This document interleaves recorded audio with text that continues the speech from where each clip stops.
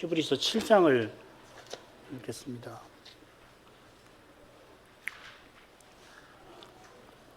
7장 1절부터 28절. 이 멜기세덱은 살렘 왕이요 지극히 높으신 하나님의 제사장이라. 여러 임금을 쳐서 죽이고 돌아오는 아브라함을 만나 복을 빈 자라. 아브라함이 일체 10분의 1을 그에게 나눠 주니라.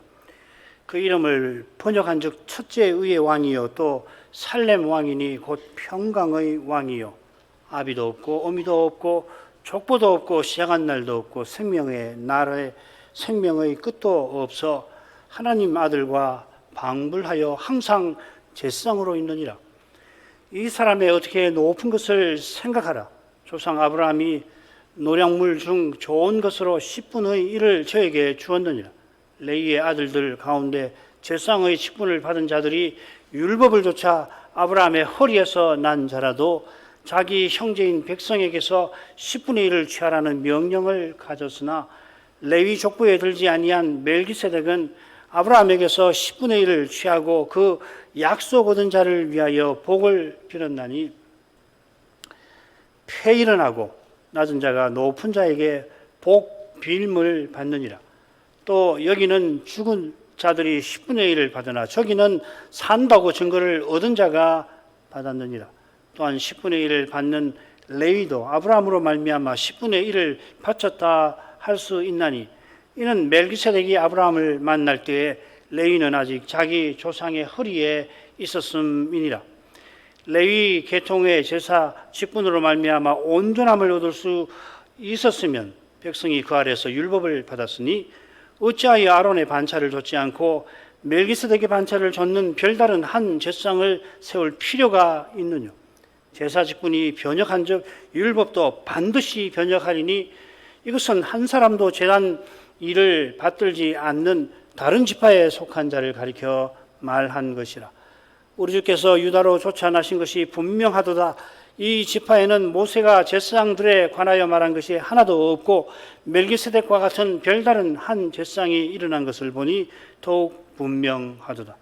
그는 육체에 상관된 계명의 법을 좇지 아니하고 오직 무궁한 생명의 능력을 좇아 된 것이니 증거하기를 내가 영원히 멜기세덱 반차를 좇는 제사장이라 하였도다. 전에 계명이 연약하여 무익함으로 패하고 율법은 아무것도 온전케 못할지라. 이에 더 좋은 소망이 생기니 이것으로 우리가 하나님께 가까이 가느니라. 또 예수께서 제사장 된 것은 맹세 없이 된 것이 아니니 저희는 맹세 없이 제사장이 되었으되 오직 예수는 자기에게 말씀하신 자로 말미암아 맹세로 되신 것이라. 주께서 맹세하시고 뉘우치지 아니하시리니 네가 영원히 제사장이라 하셨도다. 이와 같이 예수는 더 좋은 언약의 보증이 되셨느니라. 저희 제사장 된 자의 수요가 많은 것은 죽음을 인하여 항상 잊지 못함이로되 예수는 영원히 계심으로 그 제사 직분도 갈리지 아니하나니 그러므로 자기를 힘입어 하나님께 나아가는 자들을 온전히 구원하실 수 있으니 이는 그가 항상 살아서 저희를 위하여 간구하심이니라. 이러한 대제사장은 우리에게 합당하니 거룩하고 악이 없고 더러움이 없고 주인에게서 떠나 계시고 하늘보다 높이 되신 자라. 저가 저 대제사장들이 먼저 자기 죄를 위하고 다음에 백성의 죄를 위하여 날마다 제사 드리는 것과 같이 할 필요가 없으니 이는 저가 단번에 자기를 드려 이루셨음이니라. 율법은 약점을 가진 사람들을 제사장으로 세웠거니와 율법 후에 하신 맹세의 말씀은 영원히 온전케 되신 아들을 세우셨느니라.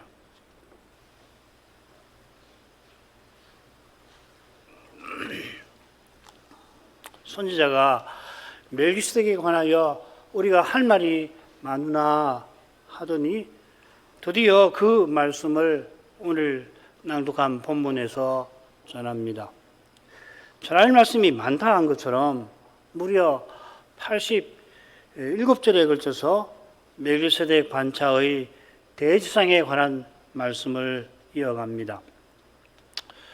이 단락이 지금 공부하게 될 7장부터 10장 18절 이 단락이 히브리서 넷째 대목에 속하죠. 넷째 대목은 4장 15절서부터 해서 10장 39절까지인데 나머지 6 대목 각각과 비교해 봐도 분량이 깁니다. 자, 우선 이 줄거리를 보십시다. 7장은 영원한 대지상에 관한 주제입니다. 그리고 8장 1절부터 6절에서는 이 성서와 예법에 관한 내용을 다루고 있어요. 그리고 8장 7절부터 13절까지가 가장 중요한데 옛 언약과 새 언약의 관계에 대한 옛 언약이 연약함으로 사라지고 새 언약을 영원히 세우신다.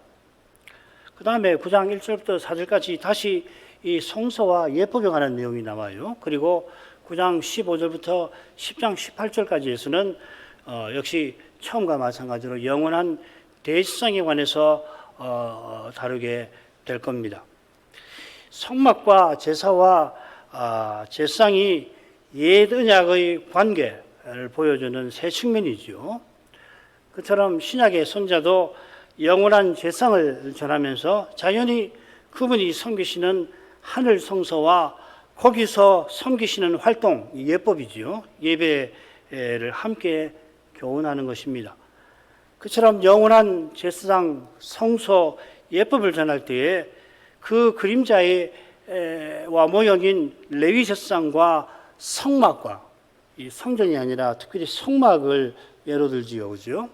성막과 희생 제사와 대비를 합니다. 대비하는 이유와 목적이 이 단락 한가운데 8장 7절부터 13절에 아주 분명하게 나오죠. 사라지는 옛 언약과 달리 우리가 속한 새 언약은 영원합니다. 새 언약이 영원하다는 것은 우리가 영원히 하나님을 지금 여기서부터 가까이 한다는 뜻이에요. 서신받는 교회가 지금 배도의 위험에 처했고 장차는 온 세상이 적그리스도를 추종하겠습니다마는 그리스도를 믿고 순종하는 교회와 신자는 배도의 도전을 이기고 하나님의 영원한 영광에 들어간다 하는 것입니다. 이는 오직 하나님께서 맹세로 영원한 대지상을 세우신 덕분입니다. 예수께서 십자가로 옛 언약을 이루시고 부활로서 영원한 대지상이 되셨는데 우리가 이제야 잊지 말아야 할 것이 뭐냐면 지금 그분이 하늘에서 뭘 하고 계시는가 그 점을 특별히 이 대목에서 이 단락에서 우리가 7장부터 10장 18절에서 그 점에 초점을 두고 살피게 될 것입니다. 지금 주님은 뭘 하고 계시나? 대지상으로서 무엇을 하고 계시나? 그것이 오늘날 우리와 나와는 무슨 관계가 있는가? 그것이죠. 자, 처음으로 가보십시다. 28절 꽤 긴데요. 다섯으로 나눠보겠습니다. 머릿말은 1절부터 3절 이 멜기세덱에 관한 소개가 나옵니다. 그리고 4절부터 10절에서는 이 멜기세덱이 얼마나 뛰어난가 아브라함과 레이 이 자손과 비교해서 뛰어난가를 전하고 있고 그 다음 11절부터 15절까지가 가운데 나오는데 레이 제사장직이 연약한 반면에 연약하기 때문에 멜기세덱 반차의 제사장 직분이 실현적이다, 필요하다는 것을 강조해요. 그리고 다시 이 멜기세덱 반차가 얼마나 우월한가, 레위 제사 직분에 비해서. 그리고 마지막 26절부터 28절은 다시금 영원한 대지상 예수 그리스도가 어떤 분이신가를 압축적으로 거기 전하고 있습니다. 이 줄거리를 보면 이 첫째 부분의 교훈을 꽤 짐작할 수 있겠죠. 예수께서 멜기세덱 반차를 조차 영원한 대지상이 되셨다. 맹세로 되셨다. 그게 머릿말과 맺은 말입니다. 자, 이것은 멜기세덱과 그의 반차의 우월함과 붙어 있습니다. 그게 두 번째와 네 번째. 그리고 주님께서 멜기세덱 반차의 대지상이 되신 것은 레위 반차의 제사장 직분이 연약하기 때문입니다. 그게 한가운데에 나옵니다. 그래 지금 7장 1절부터 10장 18절에서 뭘 계속해서 반복적으로 전하느냐면 선지자가 레위 반차의 제사장 직분이 어떻게 연약한지를 대지상직 또 성서와 예법을 통해서 계속해서 언급을 하게 될 겁니다. 그런데 이 레위 직분의 연약함이 무슨 뜻인가를 항상 주의해야 됩니다. 그 말은 레위 제사장이 드린 희생 제사가 아무 소용없는 것이다, 그런 뜻 아니지요. 만약에 그렇다고 한다면 이 히브리서 11장에 기록된 믿음의 용사들이 가만히 있지는 않을 겁니다. 그분의 삶이 웅변할 거예요.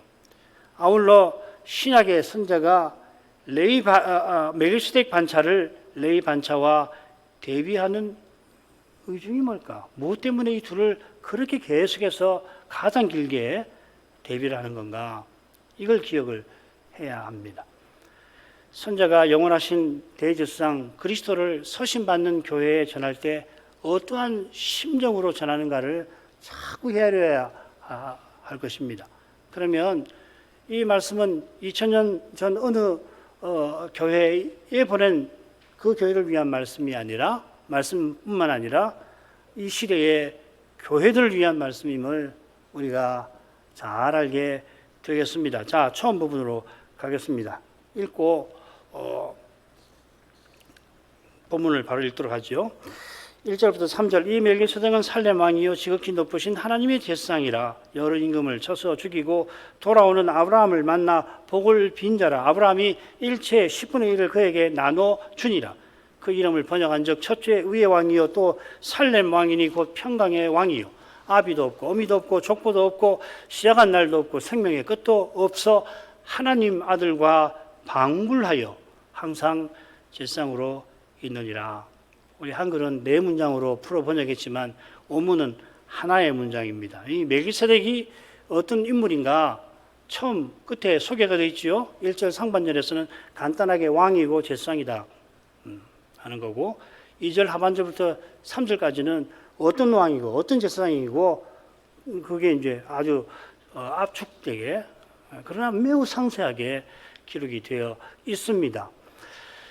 그래 가운데는 이 멜기세덱이 행한 일을 기록을 하고 있어요. 아브라함을 만나서 복을 빌었고 아브라함이 그에게 11조를 드렸다 이것이죠. 자, 이런 정도로 해서 본문을 살펴보십시다. 이 멜기세덱이라고 했으니까 지난 시간 살핀 교훈을 가리킵니다. 예수께서 하늘 성소에 들어가셨는데 멜기세덱 반차를 쫓아 영원히 대제사장 되셨습니다. 그러니까 주님이 영원한 대제사장이신 것하고 이 멜기세덱과 딱 붙어 있는 거죠. 멜기세덱은 살렘 왕이고 지극히 높으신 하나님의 제사장이라고 했습니다. 창세기 14장에 그가 처음으로 등장하는데 거기 보면은 이 친구가 나오죠. 창세기 14장 18절에 나옵니다. 멜기세덱만 아니라 이 살렘이라는 표현도 창세기 14장 18절에 처음 나와요. 예루살렘을 가리키는데 이게 자주 쓰이는 말 아닙니다. 한 군데 더 나오는데 시편 76편 2절에 나옵니다. 그 장막이 또한 살렘에 있으며 그 초소는 시온에 있도다. 그러니까 이 살렘이 예루살렘이다 하는 걸 여기서 알 수 있죠. 그 장막과 초소는 여호와의 성전을 가리키는 겁니다. 여호와께서 예루살렘 성전의 통치 보좌를 베푸시고 거기서부터 온 세상을 다스리셨습니다. 바로 이 사실이 있어서 예루살렘이 중요한 성읍인 겁니다. 아브라함의 생애에서 살렘이 아브라함 생애에서 성경에 처음으로 등장합니다. 거기 모리아산이 있습니다. 모리아산에서 아브라함이 이삭을 번제로 드리려 했죠. 바로 그곳 모리아산, 유대인들은 번제 드린 바로 그곳이 성전이 세워지는 그곳이다. 바위라고 그러죠. 아브라함이 헤브론에서 주로 살았죠. 헤브론이 예루살렘에서 남쪽으로 대략 30여 킬로미터 떨어져 있습니다. 창세기 14장 후반부를 제외하고는 멜기세덱이나 살렘이 아브라함의 기록에 등장하지 않습니다마는 살렘 왕인 멜기세덱이 아브라함의 성전을 알고서 그를 맞이하러 나와 축복한 것처럼 아브라함도 이 멜기세덱의 존재와 인물과 활동을 틀림없이 잘 알고 있었을 것입니다. 아브라함이 헤브론 마므레와 동맹관계를 언약을 맺었던 것을 보아서 이 살렘과도 설림 관계를 유지했을 겁니다. 구체적으로 언약을 맺었다는 성경 내용이 성경에 기록되어 있지 않으니까 그런 건 말할 필요 없지만은 틀림없이 아브라함과 멜기세덱은 그런 정치적인 것뿐만 아니라 신앙적인 그런 친분 관계를 유지했을 걸 여러 내용에서 충분히 짐작할 수가 있을 겁니다. 멜기세덱은 왕이면서 지극히 높으신 하나님의 제사장입니다. 이 지극히 높으신, 여러분 아마 들어보셨을 겁니다. 엘론이라는 말입니다. 지극히 높으신. 특히 시편에 많이 나와요. 시편에 압도적으로 많이 나오고 시편이 5권으로 되어 있는데 다 나옵니다. 이 지극히 높으신이라는 칭호는 창세기 10장과 11장이 그 배경이 됩니다. 창세기 10장에는 70개의 나라들이 있죠, 그죠? 그래서 이 70이 모든 나라의 상징하는 수가 되지 않았습니까? 이스라엘 장로를 70혹은 72명으로 뽑은 것도 바로 이 사실과 붙어 있잖아요. 11장에는 이 나라들이 온 세상에 민족들이 흩어져 버리죠. 여호와께서 지극히 높으신 하나님으로서 이 나라들, 이 세상 모든 나라들을 다스리는 분이다 하는 겁니다. 그래서 이 지존자, 엘론이라는 말이 등장하는 시편을 되게 돌아가서 살펴보시면 이 열방과 관련된 이 단어들이 나와요. 열방, 민족들, 또 족속들, 나라들, 뭐 이렇게. 아마 지금 제가 열간 시편들을 다 찾아보시면 한 군데를 제외하고는 다 나올 겁니다. 지극히 높으신 하나님께서 열방 중에서 아브라함을 불러서 천하 만국이 구원 얻게 하려 하신 겁니다.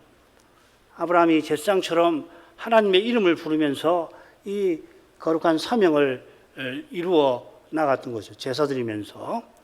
그런데 그 시대에 아브라함 외에도 하나님께서 거룩한 뜻을 위하여 불러다 쓰신 사람이 있는 겁니다. 욥도 있죠, 그죠? 멜기세덱은 제사장으로서 여호와를 예배하며 섬겼습니다. 참고로 멜기세덱 이전에 제사를 드린 인물이 성경에 여러 나옵니다. 가인도 드렸고 아벨도 드렸고 노아도 드렸는데 제사장이라고 불린 인물은 이 멜기세덱이 처음입니다. 그런 점에서 독특하죠. 두 번째 주제로 가십시다. 이 축복과 11조인데요. 멜기세덱이 여러 왕을 쳐서 죽이고 돌아오는 아브라함을 만났다 했습니다. 이 창세기 14장을 압축적으로 요약하는 표현입니다. 얼마나 뛰어난지 모릅니다.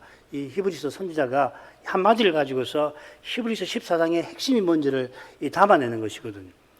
여러 왕은 엘람 왕 그돌라오멜 원정대의 대장이죠. 그 다음에 그와 동맹을 했던 세 왕입니다. 시날 왕 아므라벨, 엘라살 왕 아리옥, 그리고 고임 왕 디달입니다.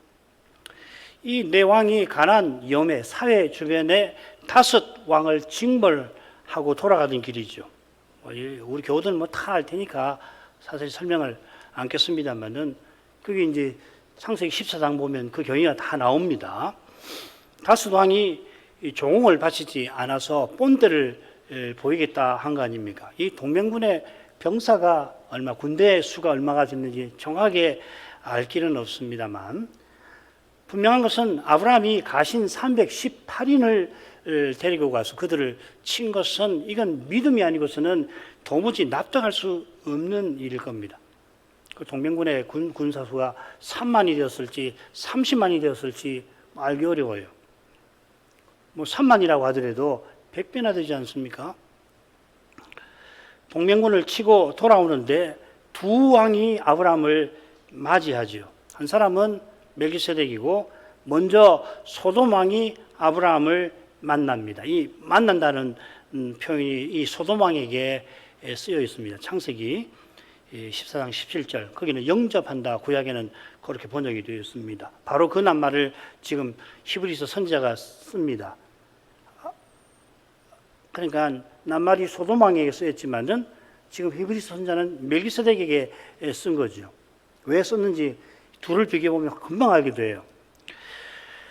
소돔 왕이 포로 잡혀가지 않았던 모양인데 혹은 잡혀갔다가 도망쳤는지 모르겠는데 아브라함이 네 왕을 치고 포로를 데리고 돌아온다는 소식을 듣고는 버선발로 나온 것 같아요. 그런데 멜기세덱은 떡과 포도주를 마련해서 아브라함을 맞이합니다. 모세는 이 멜기세덱의 영접과 소돔왕의 태도를 아주 분명하게 대조하고 있습니다. 그러니까 영접도 하면 영접을 멜기세덱이 한 거죠. 소돔왕은 그러지 않습니다. 그러니까 아브라함도 이 앞서 나온 소돔왕보다는 멜기세덱의 영접을 기쁘게 받아들이죠. 그래서 먼저 멜기세덱과 만나서 이야기를 하잖아요. 멜기세덱이 준비한 그 음식에 담긴 그의 믿음의 사랑을 보고서는 아브라함은 큰 위로를 받았던 겁니다.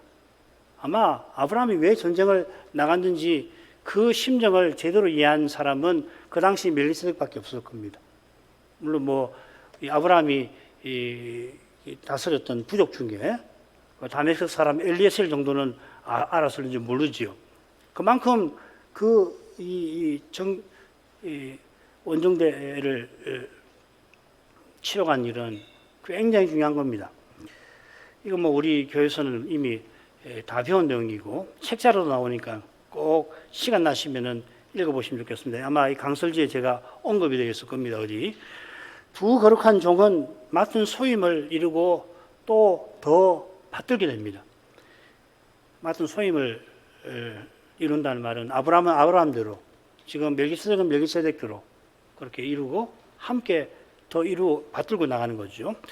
멜기세덱은 제사장답게 아브라함에게 복을 빕니다. 멜기세덱이 빈 복이 뭔가 여호와께서 아브라함을 가나안에 이끄실 때에 약속하신 그것이죠. 창세기 12장 1절부터 3절이 바로 그 내용입니다. 아브라함이 복의 근원이 되고, 그리고 이 아브라함으로 말미암아 모든 땅의 모든 민족이 복을 얻을 것이다. 복을 얻을 것이다. 하나님 나라의 복을 얻을 것이다 하였습니다. 이 복은 장차 아브라함의 후손이 메시아로 오셔서 영원한 나라를 세우실 일을 가리키는 겁니다. 이 나라가 바로 지극히 높으신 하나님의 나라이고, 이 나라를 세우려고 지극히 높으신 그분이 지극히 낮아지셔서 마침내 메시아로 오셨던 겁니다. 멜기세덱이 아브라함에게 축복했는데 그 축복은 동시에 여호와를 높이는 찬송인 셈입니다. 창세기 14장 19절 20절을 붙여서 한번 읽어보세요. 히브리 말로는 똑같은 말이 쓰였어요. 19절에도 복을 빈다는 말하고 여호와를 찬송한다는 말이 똑같은 말입니다. 바룩이라는 말인데, 여호와께서 이 복을 위하여 아브라함들어 그돌라오멜 동맹군을 물리쳐 주셨던 겁니다. 그래서 아브라함이 이 축복을 받고서는 멜기세덱에게 일체 10분의 1을 나누어 주었다 했습니다. 히브리서 선자는 이 10분의 1을 강조하면서 이 부분을 설명합니다. 정확하게 어떻게 말하고 있냐면 10분의 1도 나누었다 이렇게 쓰여 있어요. 개역 성경은 창세기 14장 20절에 보면 그 얻은 것에서 10분의 1을 드렸다 했는데 히브리서처럼 번역해야 돼요. 일체 10분의 1이라 되어 있습니다. 구약에 그렇게 되어 있고 신약도 마찬가지입니다.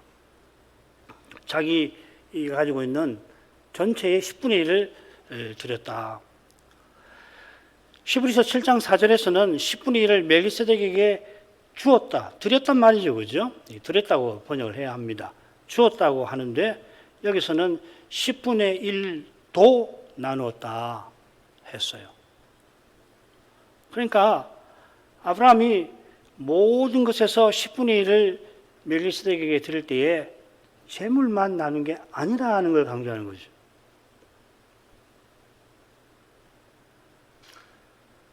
아브라함이 10분의 1을 제사장에게 드린 것은 우리가 주일마다 하는 대로 결국은 하나님께 자기 전부를 드리는 겁니다. 멜기세덱이 복을 빈 대로 하나님께서 천하 만민을 구원하시는 일에 자기를 써주시기를 바란 거죠. 이 번제 의미이기도 하고요.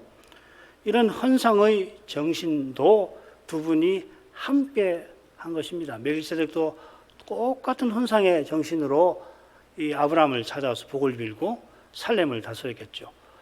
그야말로 성도의 거룩한 사귐이 거기 실로 위대한 방식으로 나타난 겁니다.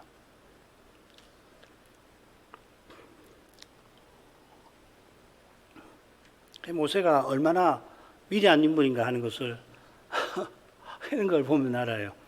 창세기 14장 그 짧은 내용에서 얼마나 이 신앙의 높은 경지를 표현해내는가. 쉬운 말로. 그러나 그 내용은 이렇게 심오합니다. 세 번째로 가죠. 다시금 선자는 멜기세덱의 정체를 언급합니다. 이게 성경을 기록하는 아주 특이한 방식이에요. 앞에 살렘왕, 지극히 높으신 제사장 하고 저기 설명하는데, 첫째로 그는 번역대로 의의 왕입니다. 멜키라는 말은 왕이란 말, 멜레크라는 말이고, 이 ጼ덱이라는 말은 의입니다. 히브리 말 이렇게 명사를 두 개 붙일 때에 뒤에서부터 의의 왕 이렇게 하는 겁니다. 그러니까 선자는 지금 그저 이름 뜻풀이 하는 거 아니지요. 멜기세덱이 그 이름 그대로 의의 왕이었다 그 말을 하는 겁니다. 의의 왕이니까 당연히 살렘 왕, 평강의 왕이라 하는 겁니다. 멜기세덱이 살렘에서 여호와의 도를 좇아 자기 백성을 다스려서 그 나라가 평안하였다 하는 뜻입니다. 이건 멜기세덱이 아브라함을 영접한 데에서도 능히 엿볼 수 있는 내용입니다. 모세는 승리를 거두고 돌아오는 아브라함을 두 왕이 맞이한 것을 기록하면서 소돔 왕은 우리 주님이 비판하신 세상 임금인 것을 잘 드러내요. 아주 짧게 적지만은 그 사람 관심은 뭐였나? 권력에 있다는 거. 그리고 아브라함에게 재물을 줌으로 해서 말하자면 자기가 아브라함에 뭘 해준 것처럼 자기 명예, 정치적인 계산이 빠른 사람이고 권력 지향적인 사람이라는 것을 모세는 잘 드러내고 있습니다.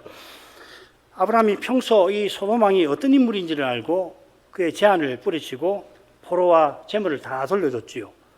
이때로부터 20년이 못 되어서 소돔이 이 여호와의 심판을 받아 멸망을 합니다. 멜기세덱은 아브라함이 어떤 전쟁을 치른 것을 잘 알고서 그야말로 수고한 그를 영접합니다. 아브라함이 사람 보기에 무모하지만 거룩한 전쟁을 믿음으로 수행한 것에 멜기세덱은 참으로 감사했을 것입니다. 내가 해야 할 일인데 아브라함이 나서서 해주어서 참으로 고맙다, 하나님께 감사하다 했을 겁니다. 멜기세덱도 아브라함과 같은 믿음으로 자기가 맡은 살렘에 하나님의 거룩한 통치를 펼치려고 힘쓴 까닭에 이 아브라함의 성전이 얼마나 가나안에 또한 자기 나라에 큰 유익을 주었는지를 잘 안 것입니다. 아울러 멜기세덱이 의의 왕이며 평강의 왕이었던 것은 그가 지극히 높으신 하나님의 제사인 것과 딱 붙어 있습니다.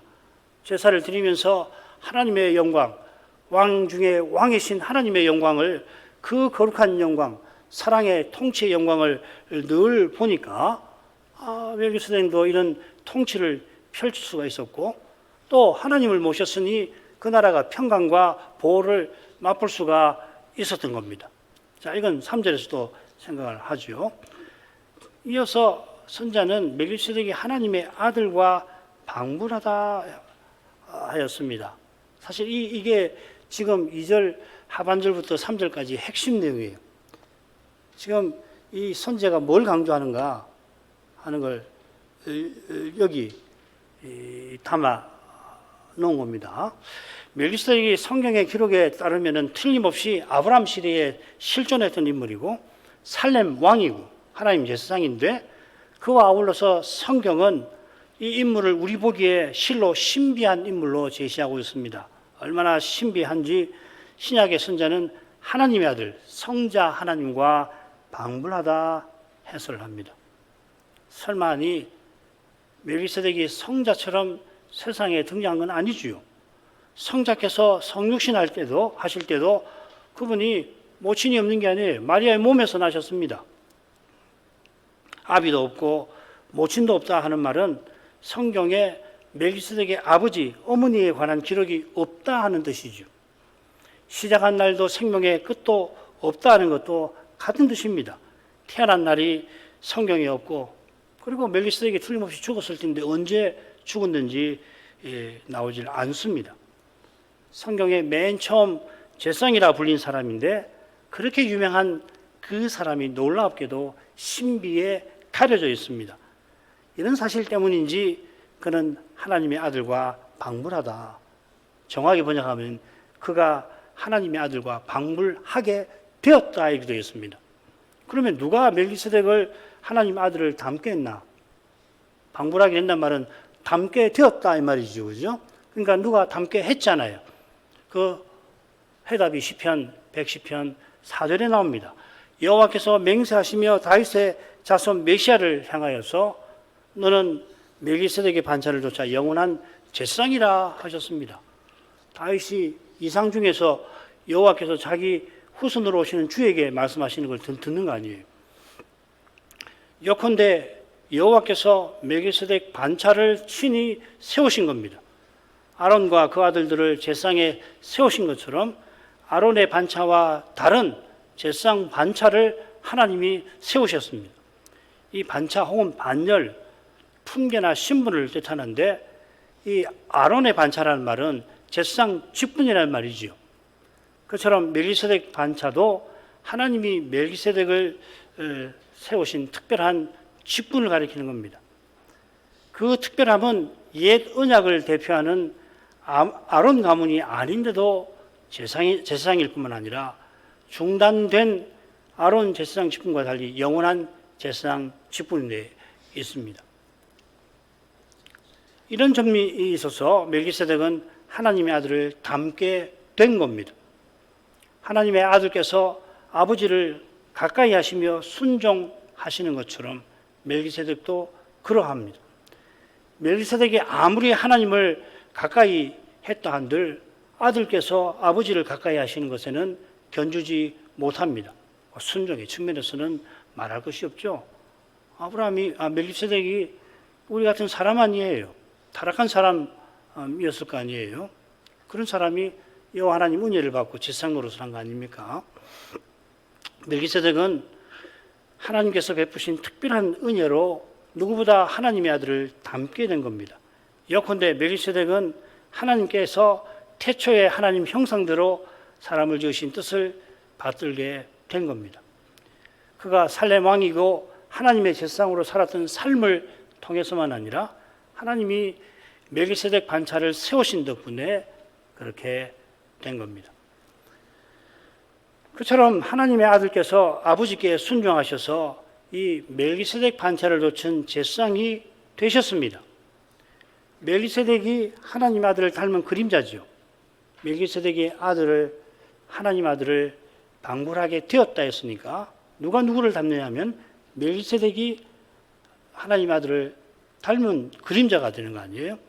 그런 그림자인 멜기세덱을 닮은 제사장이 되어주신 것입니다. 멜기세덱 반차를 좇는 것은 성자께서 심히 낮아지신 것이에요.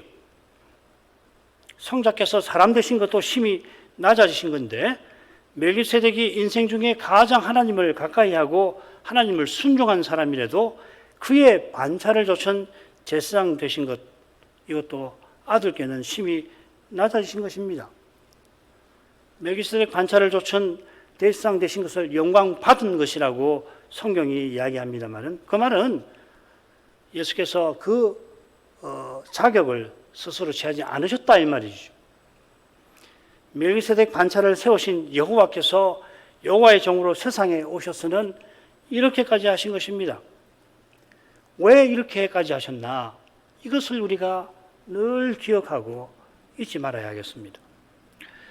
그렇게까지 하셔서 우리의 죄를 없이 하신 것이고 지금도 그렇게까지 하셔서 영원히 하나님을 우리가 가까이 하게 하신 겁니다. 이것을 잊지 않고 날마다 깨달아 간다면 그러면 우리는 틀림없이 바울처럼 날마다 기꺼이 자기가 죽는 그런 데에 이르게 될 것입니다.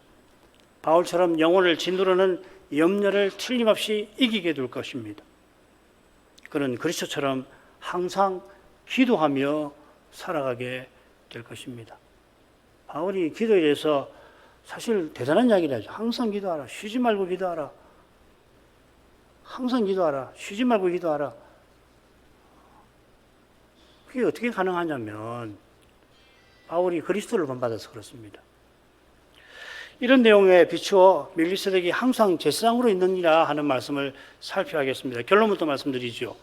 이것은 하나님이 멜기세덱 반차를 줬던 제사장 직분을 영원히 세우셨다는 표현입니다. 이 반차에 속한 대제사장은 멜기세덱이 처음이고 그리스도가 마지막이시죠. 달리는 이 반차에 대제사장이 없고 있을 수도 없고 있어서도 안 됩니다. 그처럼 그리스도께서 세상에 오시기 전까지 멜기세덱이 실제로 하늘 성소에나 어떤 성소에서 대제사장 노릇한 게 아니지요. 멜기세덱이 제사장 노릇한 것은 승전하고 돌아오는 아브라함에게 축복한 그것만 성경에 기록되어 있습니다. 의의 왕인 그가 하나님의 제사장으로서 살렘 백성들을 위하여 제사드리고 백성들이 여인의 후손으로 오시는 메시아를 바라보도록 했을 겁니다. 살아있을 동안 살렘 왕으로 살아있는 동안만 제사장 노릇을 했죠. 그 후에 죽어서 대제사장 노릇을 했다. 아이고 말도 안 되는 이야기죠. 그것은 그런 거 성경이 가르치지 않지 않습니까? 아브라함이 세상을 떠났던 것처럼 멜기세덱도 당연히 얼마간 더 살다가 아브라함처럼 하늘 본향에 나아갔을 겁니다. 지금 아브라함과 멜기세덱이 우리처럼 그리스도께서 재림하실 날을 기다리듯이 그들은 구약시대에 하늘에 이른 다른 성도들과 함께 여호와께서 메시아를 세상에 보내어서 십자가 지게 하실 날을 이를 기다렸을 것입니다. 아론 대제사장도 하늘에서 조상 아브라함이나 멜기세덱과 마찬가지로 모세와 함께 그리스도께서 구원의 일을 이루시기를 간절히 바랐을 것입니다. 자기들이 이 일에 관여해서 무슨 제사를 드리고 그럴 수 없잖아요. 하늘에 쉬는 거죠. 그런 점에서 멜기세덱이 항상 제사장으로 있다는 것은 그가 대제사장으로서 예수님 오시기 전에 항상 활동했다, 지금도 활동하고 있다, 그런 뜻 아니지요. 만일 그렇다면 가령 지금 하늘에 대제사장이 두 분 계실 텐데 이건 그리스도의 유일한 사역을 침해하는 말이 될 것입니다. 오직 그의 반차를 좇아 그리스도께서 영원한 제사장이 되신 까닭에 영원한 대제사장 직분이 있게 되었다 하는 겁니다. 이 영원한 대제사장 직분이라는 관점에서 멜기세덱이 항상 제사장으로 있다, 그렇게 말하는 거예요. 히브리서 선자는 결국 부활하신 그리스도가 영원히 대제사장 되신 것을 힘써서 전합니다. 그리스도의 대제사장 직분이 영원하다 하는 이 점에 관해서 셋째, 특별히 넷째와 다섯째 토막 16절부터 28절에서 선자가 교훈할 것입니다. 그리스도께서 영원한 대제사장이신 까닭에 우리가 온전함을 얻어서 영원히 하나님을 가까이 합니다. 7장 25절이죠. 이는 우리가 그리스도를 믿어 의롭다 하심 받은 것과 딱 붙어 있습니다. 그리스도께서 십자가에서 우리의 모든 죄책을 담당하신 까닭에 지금 우리를 위하여 간구하십니다. 우리가 너무도 연약한 탓에 때때로 주님이 십자가에서 행하신 일에 대해서 잘 믿지 못하곤 합니다. 죄의 문제에 봉착했을 때에. 그러나 이런 연약한 우리를 주님께서 위하여서 매 순간 간구해 주십니다. 오직 믿음으로 구원받는다는 고백은 대제사장이신 주님이 우리를 위하여 아버지 앞에 나타나심에 굳게 써 있는 겁니다. 요한일서 2장 1절이 그 말씀이죠. 대언자. 우리가 죄사함 받은 것은 죄책을 면제받은 것이지 죄의 권세에서 완전히 벗어난 것 아닙니다. 바울 사도가 로마서 7장 후반부에서 그 점을 역설하고 있습니다.